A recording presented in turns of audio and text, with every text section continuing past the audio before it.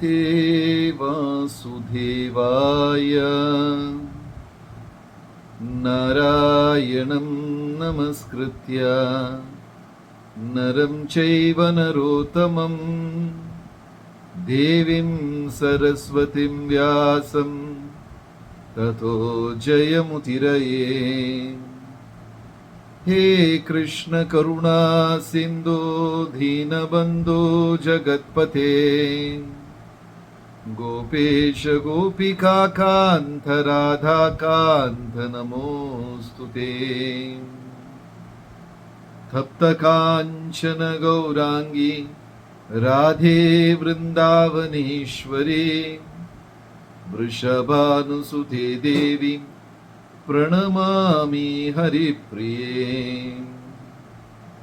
ജയ ശ്രീ കൃഷ്ണ ചൈതന്യ പ്രഭു നിത്യാനന്ദ ശ്രീ അദ്വൈത ഗദാധര ശ്രീവാസദി ഗൗരഭക്തവൃന്ദ. ഹരേ കൃഷ്ണ കൃഷ്ണ കൃഷ്ണ ഹരേ ഹരേ, ഹരേ രാമ രാമ രാമ ഹരേ ഹരേ. എല്ലാ ഭക്തജനങ്ങൾക്കും എൻ്റെ വിനീതമായ പ്രണാമം. ഇതിപ്പോ ഉത്സവകാലമാണ്. ഇന്നലെ ബലരാമ ജയന്തി, ബലരാമ ഭഗവാൻ ബലരാമസ്വാമിയുടെ ആവിർഭാവ ദിനം കഴിഞ്ഞു.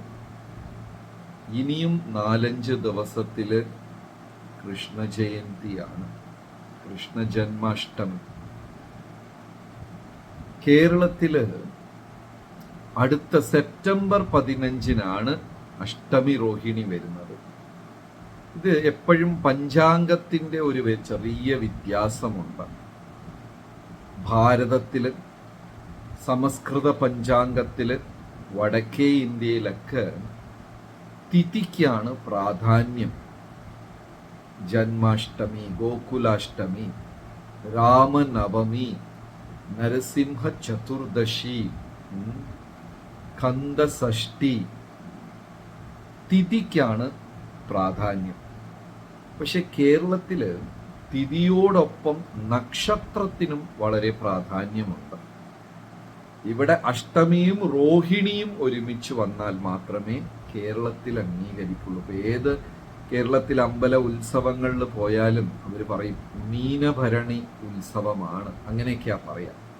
തിഥിയും നക്ഷത്രവും ചേർത്ത് പറയും.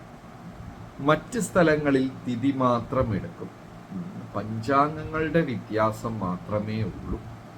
അപ്പോ മൊത്തം ഭാരതത്തിലും വൈഷ്ണവ ആചാരത്തിലും വടക്കേന്ത്യയിലൊക്കെ ഈ വരുന്ന 16-ാം തീയതി ഓഗസ്റ്റ് 16-നാണ് ശ്രീകൃഷ്ണ ജന്മാഷ്ടമി.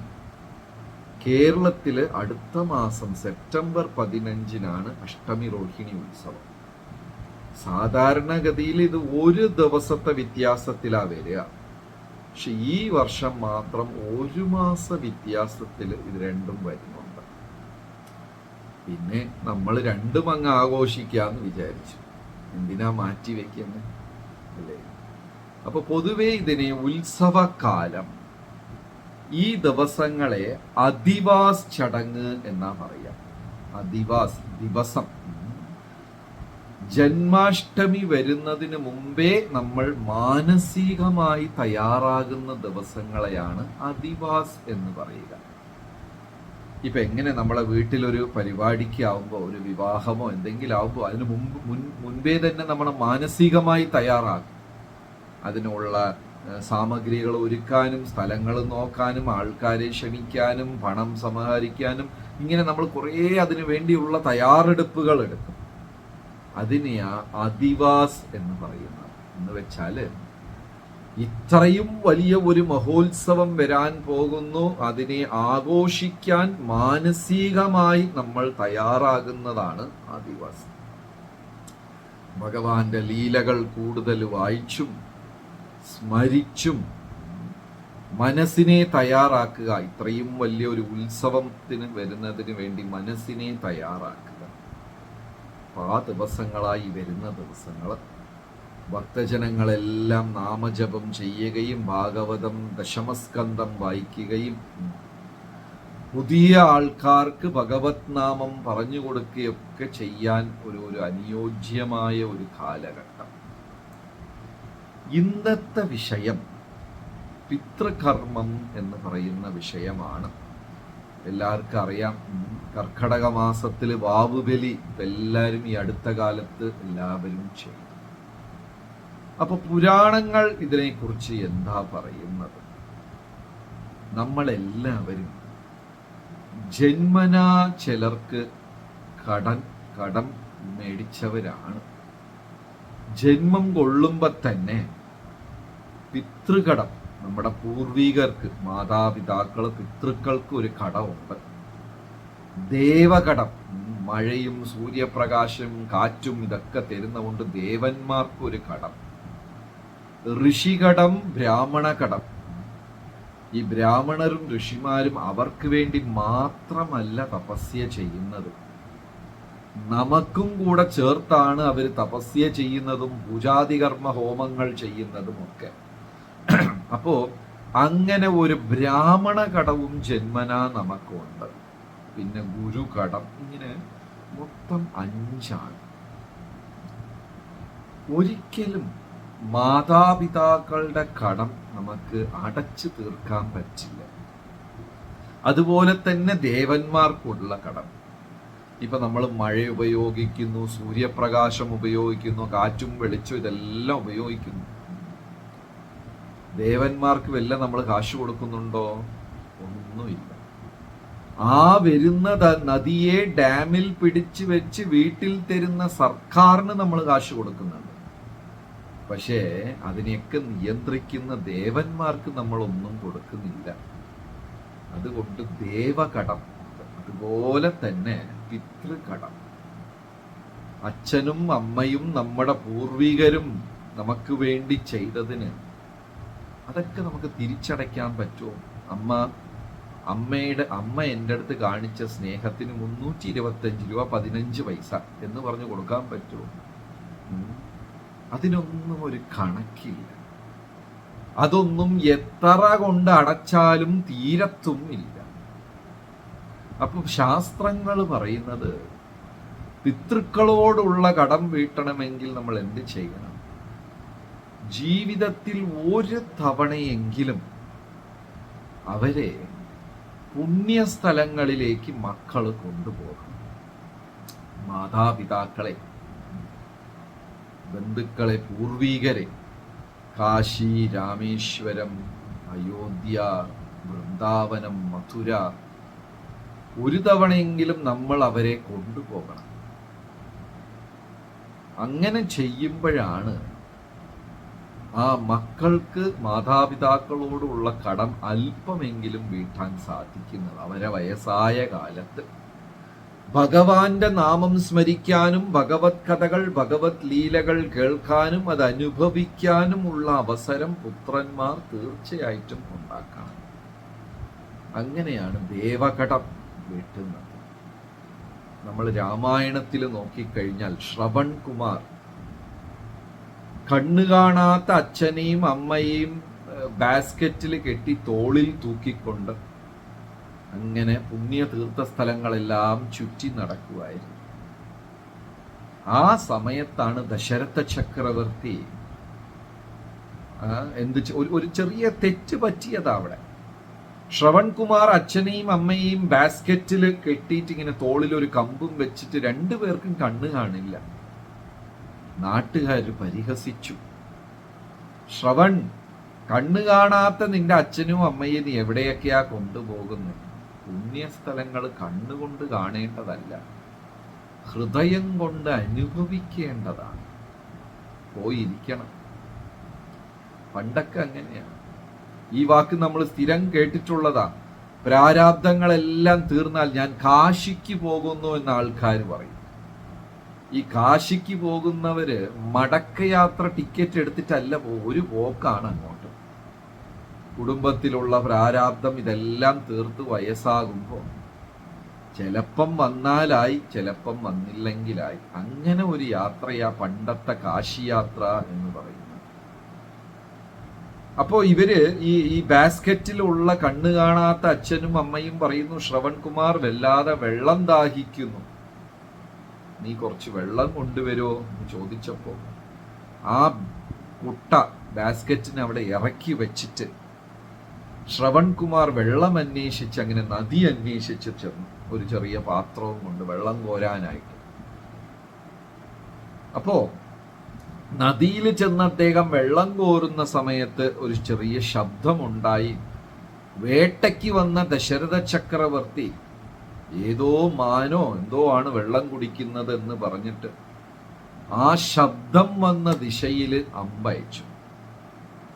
അപ്പോഴാ ഒരു മനുഷ്യന്റെ ശബ്ദം കേൾക്കുന്നത്. അമ്പ് തറച്ച് ഇദ്ദേഹം ഓടിച്ചെന്ന് നോക്കിയപ്പോ ഒരു സുന്ദരനായ ഒരു യുവാവ് വെള്ളമെടുക്കാൻ വന്നിരിക്കുക. അദ്ദേഹത്തിന് ഉണ്ടായ വിഷമം, ഇത്രയും വലിയ തെറ്റ് ഞാൻ ചെയ്തു പോയല്ലോ. ചെന്ന് മാപ്പൊക്കെ പറഞ്ഞ് മടിയിൽ എടുത്തു വെച്ചപ്പോ ആ ശ്രവൺകുമാർ പറഞ്ഞു, എനിക്ക് വിഷമമൊന്നുമില്ല, എന്റെ വിഷമം വയസ്സായ അച്ഛനും അമ്മയും കണ്ണു കാണാത്തവരാ രണ്ടുപേരും അവിടെ വെള്ളത്തിനായി കാത്തിരിക്കുന്നു, അങ്ങൊന്ന് ഈ വെള്ളം കൊണ്ടുപോയി കൊടുക്കുവോ? മകൻ ശ്രവൺകുമാർ അവിടെ തന്നെ ജീവൻ വിടിഞ്ഞു. ഉടനെ ദശരഥ ചക്രവർത്തി ശരീരം നടുങ്ങിക്കൊണ്ട് കണ്ണെല്ലാം നിറഞ്ഞു. എന്തും ഘോര തെറ്റാണ്, അബദ്ധമാണ് അദ്ദേഹം ചെയ്തത്.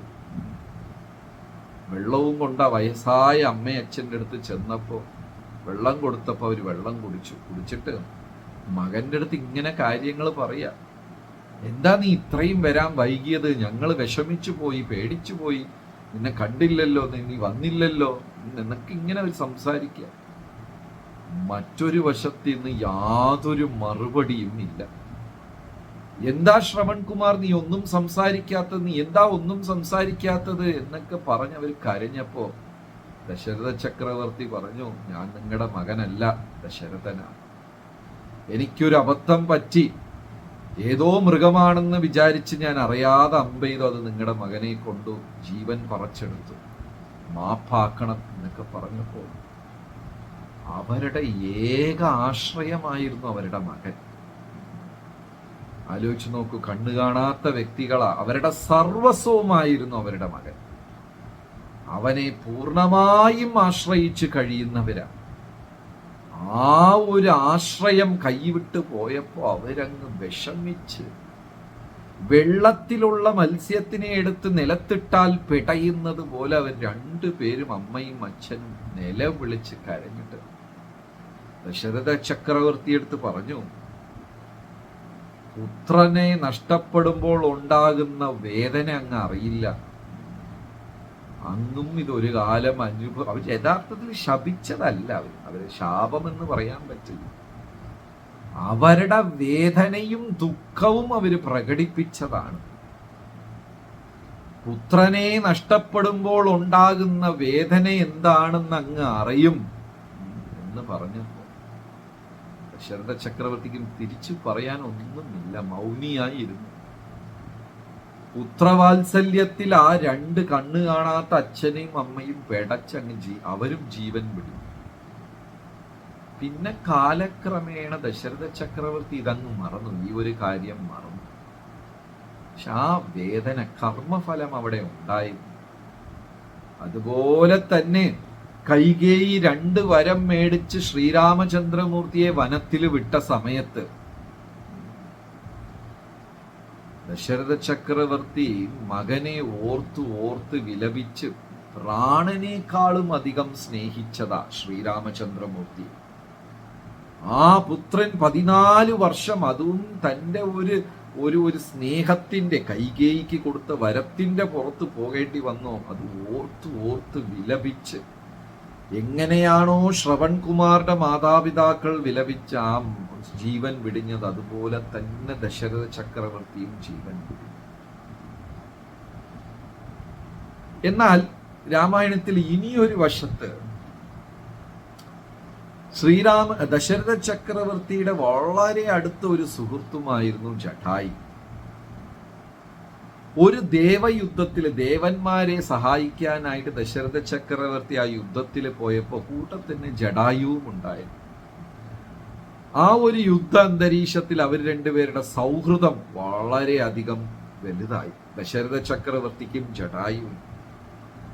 യുദ്ധമെല്ലാം കഴിഞ്ഞിട്ട് ജടായു പറയാ ദശരഥ ചക്രവർത്തി എടുത്ത്, ജടായു ആ പക്ഷി, എനിക്ക് സന്താനങ്ങളാരുമില്ല, ഞാൻ മരിച്ചു പോയാൽ എനിക്ക് ആരായിരിക്കും കർമ്മം ചെയ്യുക? അപ്പൊ ദശരഥ ചക്രവർത്തി ജടായുവിന് വാക്കു കൊടുക്കുന്നു, എനിക്കൊരു പുത്രൻ ഉണ്ടെങ്കിൽ ഞാൻ അവനെ അയക്കാം എന്ന് പറയും. ഇത് ആ സമയത്തൊന്നും ശ്രീരാമചന്ദ്രമൂർത്തി അവതരിച്ചിട്ടില്ല. പക്ഷെ പിതാവ് തന്ന വാക്ക് അത് കൃത്യമായി സംഭവിച്ചു. രാവണൻ സീതാദേവിയെ തെക്ക് വശത്തോട്ട് തട്ടിക്കൊണ്ടു പോവുകയും അത് കണ്ട ജടായു വളരെ നല്ല നല്ല പ്രായമായി, അദ്ദേഹത്തിന് പറക്കാനുള്ള ശക്തി ഊർജമൊന്നുമില്ല. എന്നാലും ഉള്ള ഊർജമെല്ലാം ശേഖരിച്ച് രാവണനെ തടസ്സപ്പെടുത്തിയപ്പോ രാവണൻ തൻ്റെ വാള്, ചന്ദ്രഹാസം വാളുകൊണ്ട് അരിഞ്ഞിട്ടു ജടായുവിനെ. അങ്ങനെ ജീവനും പിടിച്ച് കിടക്കുന്ന ജടായുവിനെ ശ്രീരാമചന്ദ്രമൂർത്തി ഓടി വന്ന് മടിയിലെടുത്ത് വെച്ചപ്പോ ജടായു പറഞ്ഞത്, രാമ, ഞാൻ എൻ്റെ സേവനത്തിൽ പരാജയപ്പെട്ടു എന്നാ പറയുന്നത്. സീതയെ എനിക്ക് രക്ഷിക്കാം ആരുമേ പറയില്ല ജടായു പരാജയപ്പെട്ടു. പക്ഷെ ജടായു പറയുന്നു, ഞാൻ പരാജയപ്പെട്ടു, എനിക്ക് സീതയെ രക്ഷിക്കാൻ പറ്റിയില്ല. ശ്രീരാമൻ കണ്ണുകൾ നിറഞ്ഞ് മാംസപിണ്ഡമായി കിടന്ന ജടായുവിനെ മടിയിലെടുത്തു വയ്ക്കുകയും ജീവൻ വിടിഞ്ഞതിന് ശേഷം ജടായുവിന് അന്ത്യേഷ്ടിക്രിയകൾ ചെയ്യുകയും ചെയ്തു. അപ്പൊ നമ്മുടെ പൂർവികർക്ക് ഇങ്ങനെ അന്ത്യേഷ്ടികർമ്മം, അവസാനത്തെ കർമ്മം മക്കൾ ചെയ്യേണ്ടത് അത്യാവശ്യമാണ്. അത് എങ്ങനെയാണെന്ന് വെച്ചാൽ ഭഗവത് നാമം ജപിച്ച് പുണ്യ തീർത്ഥങ്ങളിലോ പുണ്യ നദികളിലോ ചെന്ന് ഭഗവാന്റെ നാമവും ജപിച്ച് അവർക്ക് വേണ്ടി എന്താ പ്രാർത്ഥിക്കുക? എന്റെ പൂർവികർ വീണ്ടും ഈ ഭൂമിയിൽ ജനിക്കാതിരിക്കട്ടെ, ഭഗവാന്റെ തൃപ്പാദങ്ങളിൽ അവർക്ക് ശരണം കിട്ടണം, മോക്ഷപ്രാപ്തി ഉണ്ടാകണം, അവർ വീണ്ടും ഈ ഗർഭത്തിനകത്ത് പൊക്കും പുറപ്പെട്ടും വീണ്ടും ഭൂമിയിൽ വന്ന് ഇനി ഒരു മനുഷ്യജന്മം അവർ നരകിക്കാൻ പാടില്ല എന്ന പ്രാർത്ഥനയാണ് ഈ പിതൃകർമ്മം എന്ന് പറയുന്നത്. അത് പ്രഭുപാദർ അതിനെ എങ്ങനെ ഡിസൈൻ ചെയ്തു എന്ന് വെച്ചാൽ, അത് ഭക്തന്മാർ നിത്യം ചെയ്യുന്ന രൂപത്തിൽ പ്രഭുപാദർ അതിനെ ഡിസൈൻ ചെയ്തു. എങ്ങനെയാന്ന് വെച്ചാൽ, നമ്മൾ ദിവസവും ഭഗവാന് പ്രസാദം ഉണ്ടാക്കി നിവേദിച്ച് അതിനെ പാവപ്പെട്ടവർക്കും സാധുക്കൾക്കും അല്ലാത്തവർക്കും ഈ ഭഗവത് പ്രസാദം വിതരണം ചെയ്യുന്നതിലൂടെ ഏറ്റവും വലിയ ഒരു പിതൃകർമ്മമാണ് ഓരോ ഭക്തരും ചെയ്യുന്നത്. അതായത് നമ്മൾ പിതൃകർമ്മം ചെയ്താലും അന്ന് എന്താ പറയാ, നദിയിൽ ചെന്ന് കുളിച്ച് പിണ്ടദാനം ചെയ്ത് 7 പുണ്യ നദികളെ സ്മരിച്ച് നാമം ജപിച്ച് അവസാനം പാവപ്പെട്ടവർക്കും സാധുക്കൾക്കും ബ്രാഹ്മണർക്കും പശുക്കൾക്കും എന്തെങ്കിലും സേവനം ചെയ്യണം. ഒരു കൃഷ്ണഭക്തൻ നിത്യം ഭക്ഷണം നിവേദിച്ച് ചെയ്യുന്നതിൽ കൂടെ പിതൃകർമ്മം അതിനകത്ത് തന്നെ ഉൾപ്പെടുത്തിയിരിക്കുക. പ്രഭുപാദർ വളരെ മനോഹരമായിട്ടാണ് അങ്ങനെ ഒരു പദ്ധതി ഉണ്ടാക്കിയത്. ഭാരതത്തിൽ അതിനുവേണ്ടിയുള്ള ഒരു പ്രധാനപ്പെട്ട ക്ഷേത്രമാണ് ഗയാശ്രാദ്ധം ലോകപ്രസിദ്ധമാണ്. കേരളത്തിലുമുണ്ട്, തിരുവൈരാനിക്കുളം അവിടെ ചെയ്യാറുണ്ട്, തെക്കൻ ഭാഗത്ത് വർക്കല പരശുരാമ ക്ഷേത്രങ്ങളിൽ ചെയ്യാറുണ്ട്, വടക്ക് തിരുനെല്ലി, നാവായ് മുകുന്ദ, ഇവിടെയെല്ലാം പിതൃകർമ്മങ്ങൾക്കും തർപ്പണത്തിനും പ്രസിദ്ധമായ ക്ഷേത്രങ്ങളാണ്. തിരുനെല്ലി വയനാട് ഭാഗത്ത്, തിരുനാവായ് മുകുന്ദൻ വളരെ പ്രസിദ്ധമാണ് അവിടത്തെ. പിന്നെ എറണാകുളം മഹാദേവ ക്ഷേത്രമുണ്ട്, പേര് മറന്നുപോയി, വെള്ളം കയറുമ്പോഴൊക്കെ ആ ക്ഷേത്രം പകുതിയിൽ അങ്ങ് നിറഞ്ഞു പോകും. ആലുവ ഭാഗത്തുള്ള ക്ഷേത്രം, പേര് പെട്ടെന്ന് മറന്നുപോയി, ശിവക്ഷേത്രം. പിന്നെ വർക്കല ഇതൊക്കെ ഇത്തരം കാര്യങ്ങൾക്ക് പ്രസിദ്ധമാണ്. അങ്ങനെ ഭാരതത്തിൽ തന്നെ ആലുവ മണപ്പുറം, അത് മനസ്സിലായി. ക്ഷേത്രത്തിന്റെ പേരെന്താണ്? ആരും ആൻസർ ഇട്ടിരിക്കുകയാണ്, പേര് പെട്ടെന്ന് കിട്ടുന്നില്ല. ശരി, വളരെ പ്രസിദ്ധമാണ് ഭാരതത്തില് ഗയാശ്രാദ്ധം എന്ന് പറയുന്നത്. ശ്രീരാമചന്ദ്രമൂർത്തി ദശരഥ ചക്രവർത്തിക്ക് ശ്രാദ്ധം ചെയ്തതാ ഗയയിൽ ചെന്നിട്ട്. മാത്രമല്ല, ചൈതന്യ മഹാപ്രഭു തന്റെ പിതാവായ ജഗന്നാഥ് മിശ്ര ശരീരം വിടിഞ്ഞപ്പോൾ ഗയയിൽ ചെന്ന് ശ്രാദ്ധം ചെയ്തു.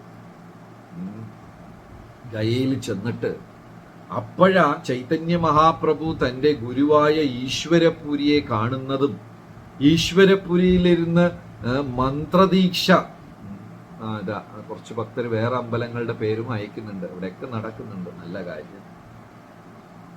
അപ്പൊ ഗയാശ്രാദ്ധം മഹാപ്രഭു വരെ തന്റെ പിതാവിന് ചെന്ന് ചെയ്തതാണ്.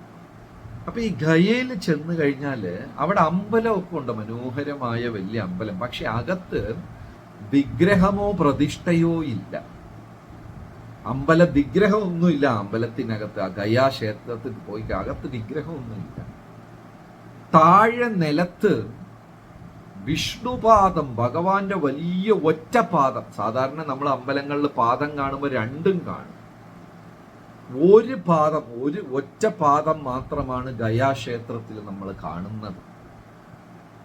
അവിടെ ഗയാ എന്ന് പറയുന്ന അസുരനെ ഭഗവാൻ വധിക്കും. ആ അസുരന്റെ അവസാനത്തെ പ്രാർത്ഥനയാണ് ഇവിടെ വന്ന് അങ്ങയുടെ പാദത്തിനെ പ്രാർത്ഥിക്കുന്നവരുടെ എല്ലാം പൂർവികർക്ക് മോക്ഷപ്രാപ്തി കിട്ടണം എന്ന് അദ്ദേഹം പ്രാർത്ഥിച്ചു.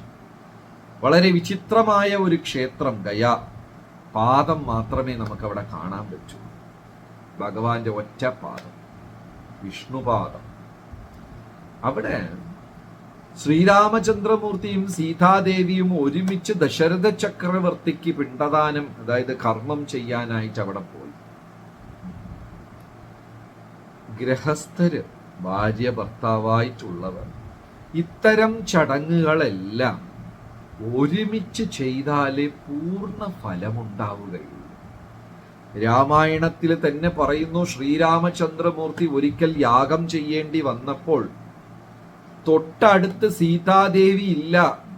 അതുകൊണ്ട് ശ്രീരാമചന്ദ്രമൂർത്തി മൂലികകൾ കൊണ്ട്, ഹേർബ്സ്, മൂലികയെല്ലാം ഉപയോഗിച്ച് ഒരു സീതാദേവിയുടെ ബിംബം ഉണ്ടാക്കി, ഒരു വിഗ്രഹം ഉണ്ടാക്കി അടുത്ത് വെച്ചാണ് അദ്ദേഹം യാഗം ചെയ്തത്. അപ്പോ അങ്ങനെയൊക്കെ രാമായണത്തിൽ പറയുന്നുണ്ട്. ഗൃഹസ്ഥരായി, അതായത് കുടുംബ ജീവിതം എന്ന് പറയുന്നത് ഒരു ട്രെയിനിന്റെ ട്രാക്ക് പോലെ, അതിനെന്താ പറയാ, റെയിൽവേ ട്രാക്ക് പോലെ. എത്ര ഇടിയും അഭിപ്രായ വ്യത്യാസങ്ങളും പിടിവലിയും ഉണ്ടെങ്കിൽ ഈ രണ്ട് ട്രാക്ക് ഒരുമിച്ച് തന്നെ പോകണം. ഒന്ന് മത്സരിച്ചിട്ട് ഒരു ദശയിൽ കൂടെ ഇനിയൊരു ദശയിൽ പോയാൽ ട്രെയിൻ നടുക്ക് കിടക്കും.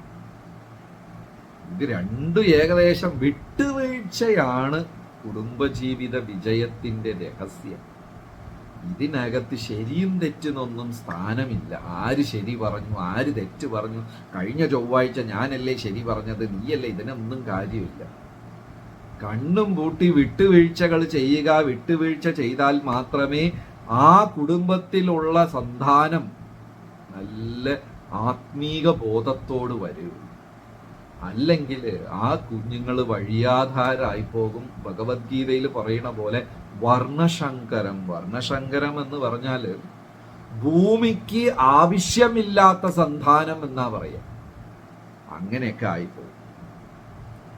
അപ്പൊ ഈ ശ്രാദ്ധത്തിന്, ഗയാശ്രാദ്ധത്തിന് രാമചന്ദ്രമൂർത്തിയും സീതാദേവിയും പോയി. എന്തോ ഒരു ചെറിയ കാര്യം, ശ്രീരാമചന്ദ്രമൂർത്തി കുളിക്കാനോ എന്തിനോ ഒന്ന് അങ്ങോട്ട് പോയി. അതിന്റെ സമയം അതിക്രമിച്ചു കൊണ്ടിരിക്കുക. സീതാദേവി ഒറ്റയ്ക്കാണ്. ദശരഥ ചക്രവർത്തി ആകാശത്തിൽ വന്ന് ഇങ്ങനെ പ്രാർത്ഥിക്കുന്നു. അതൊരു വലിയ കാര്യം. നമ്മൾ പൂർവികർക്ക് വേണ്ടി അവരെ പേരിൽ അവരെ സ്മരിച്ചുകൊണ്ട് കൃഷ്ണപ്രസാദം വിതരണം ചെയ്യുന്നത് വളരെ വളരെ പ്രധാനമാണ്. അങ്ങനെ കൃഷ്ണപ്രസാദം നമ്മൾ വിതരണം ചെയ്തില്ലെങ്കിൽ അത് പിതൃശാപമായി മാറും. പിന്നെ പ്രഭുപാദർ അത് മനോഹരമായി ആസൂത്രണം ചെയ്തിരിക്കുകയാണ്. നമ്മൾ ദിവസം നമ്മുടെ ദിനചര്യയിൽ തന്നെ ഇങ്ങനെ നമ്മൾ ഭഗവാന് പ്രസാദം കൊടുത്ത് ഇങ്ങനെ വിതരണം ചെയ്യുന്നു. ബലിതർപ്പണത്തിന്റെ ഒരു പ്രധാന ഇതെല്ലാം കഴിഞ്ഞ് ആറ്റിൽ കുളിച്ചിട്ട് വന്നിട്ട് ഒരു ബ്രാഹ്മണൻ, ഒരു സാധുവിനെങ്കിലും അന്നദാനം ചെയ്തിരിക്കണം, ഭക്ഷണം. അപ്പോ അന്ന് എന്തോ ഒരു ആവശ്യം രാമചന്ദ്രമൂർത്തി ഒന്ന് അകലെ പോയി. സീതാദേവി ഇവിടെ നിൽക്കണു, ദശരഥൻ ഇങ്ങനെ ആകാശത്തിൽ വെയിറ്റ് ചെയ്യണു, ദേവി എനിക്ക് ചെയ്യുക, കാലം ഇങ്ങനെ സമയം അതിക്രമിച്ചു പോകുന്നു, പ്രഭുവിനെ കണ്ടില്ല. അപ്പൊ സീതാദേവി എന്ത് ചെയ്തു? അവിടെ ഉണ്ടായിരുന്നവരുടെയൊക്കെ അനുവാദം മേടിച്ചിട്ട് അങ്ങ് സീതാദേവി കർമ്മം ചെയ്തു. അവിടെ ചുറ്റി നിന്നവരാരൊക്കെയാ? തൊട്ടടുത്ത് ഒരു ആലുണ്ടായിരുന്നു, ഒരു ബ്രാഹ്മണൻ ഉണ്ടായിരുന്നു, ഒരു പശു ഉണ്ടായിരുന്നു. ഫൽഗു എന്ന നദി ഗംഗയുടെ ഒരു ശാഖയാ. ഗയയിൽ ഒഴുകുന്ന നദിയുടെ പേര് ഫൽഗു നദി. ഗംഗയുടെ ഒരു ശാഖയാണ് ഈ നദി. ഈ ഫൽഗു നദിയുടെ തീരത്താണ് ഈ ശ്രാദ്ധം നടക്കുന്നത്. അപ്പൊ നദി ഉണ്ടായിരുന്നു, മുന്നേ ഒരു പശു നിൽക്കുന്നുണ്ടായിരുന്നു, ഒരു ബ്രാഹ്മണൻ ഉണ്ടായിരുന്നു, ഒരു ആലും ഉണ്ടായിരുന്നു. അവരെയൊക്കെ തൊട്ടു തൊഴുതു അനുവാദം മേടിച്ചിട്ട് സീതാദേവി അങ്ങ് കർമ്മം ചെയ്തു. ശ്രീരാമചന്ദ്രമൂർത്തി തിരിച്ചു വന്നു, ചോദിച്ചു, അതെന്താ ഞാൻ വരാതെ നീ ചെയ്തത്? കാരണം ത്രേതായുഗത്തില് യജ്ഞഹോമാദികൾക്ക് ഫലം കൂടുതലാണ്. കലികാലത്തിൽ ഇത്തരം യജ്ഞഹോമാദികൾക്കൊക്കെ ഫലം പരിമിതമാണ്. കാരണം നല്ല ബ്രാഹ്മണരെ കിട്ടാനില്ല, ശുദ്ധമായ ദ്രവ്യങ്ങൾ കിട്ടാറില്ല, അത്ര വൃത്തിക്ക് മന്ത്രം ചൊല്ലുന്ന ആൾക്കാരില്ല. ഇപ്പൊ അതിനൊക്കെ ഫലം പരിമിതമാണ്. കലികാലത്തിൽ നാമസങ്കീർത്തനത്തിനാണ് ഉയർന്ന ഫലം. പക്ഷെ ത്രേതായുഗത്തില് എന്നും ഗൃഹസ്ഥര് വീട്ടിൽ എണീറ്റ് രാവിലെ വലിയ വലിയ യജ്ഞഹോമാദികൾ ചെയ്യും. ഇപ്പൊ എങ്ങനെ നമ്മൾ രാവിലെ എണീറ്റ് നാമജപം ചെയ്യുന്നു, അതുപോലെ ത്രേതായുഗത്തിൽ രാവിലെ എണീറ്റ് കഴിഞ്ഞാൽ പുരുഷന്മാർ യജ്ഞഹോമാദികൾ വീട്ടിലിരുന്ന് ചെയ്യും. അങ്ങനെ പല ഹോമം യജ്ഞഹോമാദികൾ തീരുമ്പോൾ ഭഗവാൻ പ്രത്യക്ഷനാവുകയും ചെയ്യും, നേരിട്ട് കാണാം. ഭാഗവതത്തിൽ എത്ര കഥയാ ഉള്ളത്. യജ്ഞം പൂർത്തീകരിക്കുമ്പോൾ അവിടെ ഭഗവാൻ പ്രത്യക്ഷമായ അനുഗ്രഹങ്ങൾ കൊടുക്കും. ഈ ഫോൺ എടുത്ത് അടിച്ച് ഒരാളെ വിളിക്കുന്നത് പോലെ ത്രേതായുഗത്തിൽ രാവിലെ എണീറ്റിട്ട് അത്രയും ഉയർന്ന ആത്മീകവാദികൾ അവിടെ യാഗം മന്ത്രം ഒക്കെ കഴിയുമ്പോൾ അവസാനം ഭഗവാൻ ടിങ്ങെന്ന് ഫ്രണ്ടിൽ വരും, അനുഗ്രഹം ചൊല്ലി. ഇപ്പൊ യജ്ഞഹോമാദികൾക്ക് ആ ഒരു യുഗത്തിൽ പ്രാധാന്യം കൂടുതലാ. ശ്രീരാമചന്ദ്രമൂർത്തി ചോദിച്ചു സീതാദേവി അടുത്ത്, ഞാൻ വരാതെ ചെയ്തല്ലോ. ഇപ്പൊ സീതാദേവി പറഞ്ഞു, എന്റെ തെറ്റല്ല, സമയം ഇങ്ങനെ അതിക്രമിച്ചു. ദശരഥ ചക്രവർത്തി ആകാശത്തിൽ നിന്ന് യാചിക്കുന്നുണ്ടായിരുന്നു, ഇവരെയൊക്കെ അനുവാദം മേടിച്ചിട്ടാണ് ഞാൻ ചെയ്തത്, എന്നെ ചുറ്റി ഇവരെല്ലാം ഉണ്ടല്ലോ. ആരൊക്കെയാ? 4 പേര്. ഫൽഗു നദി, ബ്രാഹ്മണൻ, പശു, ആല്. ഉടനെ ഭഗവാൻ ഫൽഗു നദി എടുത്ത് ചോദിച്ചു, ശരിയാണോ? ഫൽഗു നദി അങ്ങ് പേടിച്ചു, അയ്യോ ഞാനൊന്നും കണ്ടില്ല എന്നൊരു മറുപടി പറഞ്ഞു. നമ്മളും അങ്ങനെയൊക്കെയാ, കുടുങ്ങൂന്ന് അറിഞ്ഞാലേ പതുക്കെ ഞാനൊന്നും അറിഞ്ഞില്ല എന്ന് പറഞ്ഞങ്ങ് ഊരും. ഫൽഗു നദി പറഞ്ഞു, ഞാനൊന്നും ഇത് കണ്ടില്ല. സീതാദേവിക്ക് നേരെ ഒരു അപരാധം ചെയ്തു ഫൽഗു നദി. ഇന്നും മഹാ അത്ഭുതം എന്താന്ന് വെച്ചാല്, ഗയയുടെ മുമ്പേ വരെ ഒഴുകുന്ന ഈ നദി ഗയയിൽ വരുമ്പോ ഭൂമിയുടെ അടിയിൽ പോയിട്ട് അങ്ങനെ അടിയിൽ കൂടെ പോയി ഗയ കഴിഞ്ഞോണ്ട് വീണ്ടും ഒഴുകും. എത്ര വെള്ളപ്പൊക്കം മഴ പെയ്താലും, പേമാരി മഴ പെയ്താലും ഫൽഗു നദി 365 ദിവസവും ഉണങ്ങിക്കിടക്കുക. ഈ ഗയയിൽ പോയവർക്ക് അറിയാൻ പറ്റും, അവിടെ നദിയിൽ വെള്ളമില്ല. 365 ദിവസം എത്ര മഴ പെയ്താലും ആ നദിയിൽ വെള്ളമില്ല. സീതാദേവി എടുത്ത് കാണിച്ച ഒരു അപരാധം. ഇന്നും ആർക്കിയോളജിക്കാരൊക്കെ വന്ന് ഗവേഷണം നടത്തുക, എന്താണ് ഈ നദിയിൽ വെള്ളമില്ലാത്തത്? അടിയിൽ കൂടെ പോകുന്നു, മേലെ വെള്ളമില്ല. അതായത് ഭക്തരെയും ഭഗവാനെയും ഉയർന്ന വ്യക്തികളുടെ മനസ്സിൽ വേദന ഉണ്ടാക്കുന്ന വർത്തമാനമോ പ്രവർത്തനമോ വളരെ ദോഷകരമാണ്. സീതാദേവിയെ നിന്ദിച്ചത് കൊണ്ട് ആ ഫൽഗു നദി അങ്ങ് ഉണങ്ങി. രണ്ടാമത്തത് ഭഗവാൻ പശുവിന്റെ അടുത്ത് ചോദിച്ചു, നീ കണ്ടോ? പശുവും പറഞ്ഞു, മാന്ന് അങ്ങോട്ട് തിരി, ഞാനും കണ്ടില്ല എന്ന് പറഞ്ഞു. ഈ ഗയയിൽ അങ്ങനെ ഒരു ശാപം പശുക്കൾക്കുണ്ട്. തിന്നാൻ ഒരു കുറവുമില്ല, എത്ര കൊടുത്താലും ഗയയിലുള്ള പശുക്കളെല്ലാം എല്ലും തോലുമായിട്ടേ ഇരിക്കുള്ളൂ. നമ്മുടെ കൂട്ടത്തിൽ ആരെങ്കിലും ഗയയെ പോയവരുണ്ടോ? ഈ ക്ലാസ്സിലുള്ള ആരെങ്കിലും? അവിടെ ചെന്നിട്ടുള്ളവർക്കറിയാം, നദി ഉണങ്ങിക്കിടക്കും, ഫൽഗു നദി. പശു എത്ര തിന്നാൻ കൊടുത്താലും ഗയാ പശു എപ്പോഴും മെലിഞ്ഞ് എല്ലും തോലുമായിട്ടേ ഇരിക്കുള്ളൂ. നമ്മുടെ കൂട്ടത്തിലും ചിലരുണ്ട്, നല്ലോണം കഴിക്കും, പക്ഷെ ശരീരത്തിലൊന്നും പിടിക്കത്തില്ല. അത് കുഴപ്പമില്ല. അപ്പൊ ഈ ഉണങ്ങിയ പശു, മെല്ലും തോലും, ആ പശുവിനും സീതാദേവിയുടെ ദേഷ്യത്തിന് ആളായി. മൂന്നാമത്തത് ഗയാ ബ്രാഹ്മണൻ. ഭഗവാൻ ബ്രാഹ്മണന്റെ അടുത്ത് ചോദിച്ചു, നീ കണ്ടോ? ബ്രാഹ്മണനും പറഞ്ഞു, ഞാൻ കണ്ടില്ല. അതുകൊണ്ട് ഗയാ ബ്രാഹ്മണന്മാരുടെ ദാരിദ്ര്യം തീരെയില്ല. നമ്മൾ ഗയയിൽ പോയാൽ അറിയാം, ഈ നമ്മളവിടെ ബസ്സിൽ ഇറങ്ങിയ ഉടനെ ഈ ബ്രാഹ്മണർ നമ്മളെ വന്ന് പൊതിയും. ഞാൻ പൂജ ചെയ്തുതരാം, ഞാൻ അത് ചെയ്തുതരാം, ഇത് ചെയ്തുതരാം എന്നൊക്കെ പറഞ്ഞിട്ട് പൈസയും വാങ്ങിച്ചിട്ട് നമ്മളെ പോക്കറ്റിലുള്ളതും കൂടെ പിടിച്ചു കഴിച്ച് അവസാനം നമുക്കൊന്നും കാണില്ല. ഗയാബ്രാഹ്മണന്റെ ആർത്തിയും ദാരിദ്ര്യം, ഇതൊക്കെ ത്രേതായുഗത്തിൽ നടന്ന ഒരു ശാപം ഇന്നും നമുക്കതവിടെ പ്രതിഫലിക്കുന്നത് കാണുന്ന ഒരു അത്ഭുതമാണ്. നാലാമത്തത് ആല്. ഭഗവാൻ ചോദിച്ചു, നീ കണ്ടോ? ആല് നടന്ന പോലെ സത്യം പറഞ്ഞു. ആ ആല് ഇന്ന് ഫലപുഷ്ടിതമായി ഇന്നും അവിടെ സാക്ഷ്യം വഹിച്ചിരുന്നിട്ടുണ്ട്. ബാക്കി 3 പേർക്കും ദോഷം കിട്ടി, ഗയാശ്രാദ്ധം. അപ്പൊ ഇന്ന് കാലത്ത് അതുപോലെയൊക്കെ നമുക്ക് ചെയ്യാൻ അല്പം ബുദ്ധിമുട്ടാ. പക്ഷേ നമ്മൾ ദിവസവും പുലർച്ചയ്ക്ക് എണീറ്റ് നാമജപം ചെയ്യുന്നത്, വീടുകളിൽ ഭഗവാന് പ്രസാദം ഭക്ഷണം സമർപ്പണം ചെയ്ത് പ്രസാദമായി നമ്മൾ കഴിക്കുന്നതും മറ്റുള്ളവർക്ക് ആ പ്രസാദം വിതരണം ചെയ്യുന്നതും ഗൃഹസ്ഥരൊക്കെ ഇത് ഇടയ്ക്കിടയ്ക്ക് ചെയ്യണം. അതായത് ചൈതന്യ മഹാപ്രഭു രൂപഗോസ്വാമി പറയുന്നത്, തഥാതി പ്രതിഗൃണ്ണാതി ഗുഹ്യമാക്യാതി പൃച്ഛതി ഭുങ്ക്തേ ഭോജയത്തെ ചൈവ ഷഡ്ബീർ പ്രീതി ലക്ഷണം. ഭക്തന്മാർക്ക് പ്രസാദം കൊടുക്കുന്നതും അവരെ വീടുകളിൽ പോയി കഴിക്കുന്നതും. ചിലർ പകുതി മാത്രമേ ചെയ്യുള്ളൂ. എന്താണ്? എല്ലാവരും വീട്ടിലും പോയി കഴിക്കുക, അവർക്ക് അങ്ങോട്ട് കൊടുക്കില്ല. ഭുങ്ക്തേ ഭോജയത്തെ, കഴിക്കുകയും വേണം. മറ്റ് വൈഷ്ണവര് വിളിക്കുമ്പോൾ അവരെ വീടുകളിൽ ചെന്ന് കൃഷ്ണപ്രസാദം കഴിക്കുകയും വേണം. ഭുങ്ക്തേ, നമ്മൾ മറ്റുള്ളവർക്ക് കൊടുക്കുകയും വേണം. ചൈതന്യ മഹാപ്രഭുയുടെ ലീലകളൊക്കെ വായിക്കുമ്പോൾ എന്നും മഹാപ്രഭുവിനെ ഗൃഹസ്ഥർ വന്ന് ക്ഷണിക്കും, എൻ്റെ വീട്ടിൽ വരണം പ്രസാദം കഴിക്കാൻ, എൻ്റെ വീട്ടിൽ വരണം എന്നെല്ലാവരും ക്ഷണിക്കും.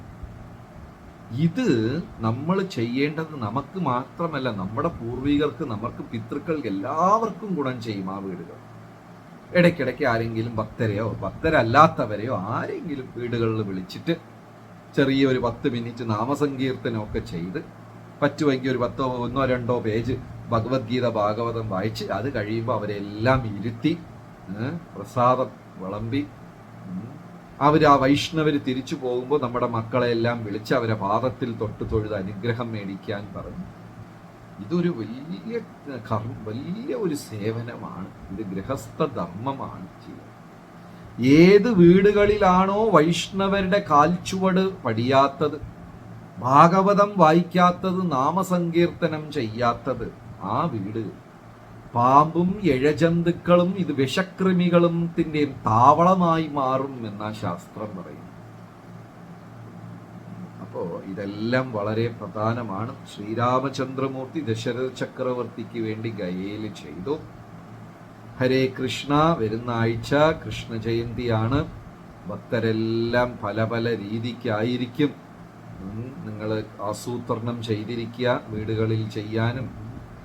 അടുത്ത് ഹരേ കൃഷ്ണ സത്സംഗമൊക്കെ ഉള്ളവർക്ക് അവിടെ പോയി അതിൽ പങ്കെടുക്കാം. അല്ലാത്തവർക്കൊക്കെ വീട്ടിൽ അന്നത്തെ ദിവസം ഉപവസിക്കാൻ പറ്റുമെങ്കിൽ, നമ്മുടെ ആരോഗ്യം പോലെ. ചിലർക്ക് വെള്ളം പോലും കുടിക്കാതെ ഉപവസിക്കാൻ സാധിക്കും. ചിലർ വെള്ളവും പഴങ്ങളും കഴിച്ച് ഉപവാസം എടുക്കും. നമ്മുടെ ആരോഗ്യം പോലെ ഉപവാസം എടുക്കുക. രാത്രി നമ്മുടെ വീടുകളിൽ ഭഗവാന്റെ എന്തെങ്കിലും കുഞ്ഞു വിഗ്രഹം ഉണ്ടെങ്കിൽ പാല് കൊണ്ടും പന്നീര് കൊണ്ടും അഭിഷേകം ചെയ്ത് അത് കഴിഞ്ഞ് പ്രസാദം കഴിച്ച് കൃഷ്ണ ജയന്തി ചെയ്യുക. ദശമസ്കന്ധം, ഭാഗവതത്തിൽ 10-ാം സ്കന്ധം കുറേ വായിക്കാൻ ശ്രമിക്കുക. എല്ലാവർക്കും കൃഷ്ണ ജയന്തി ആശംസകൾ. ഹരേ കൃഷ്ണ, നന്ദി, നമസ്കാരം. വീണ്ടും അടുത്ത ഒരു ഇതിൽ കാണാം. ഹരേ കൃഷ്ണ.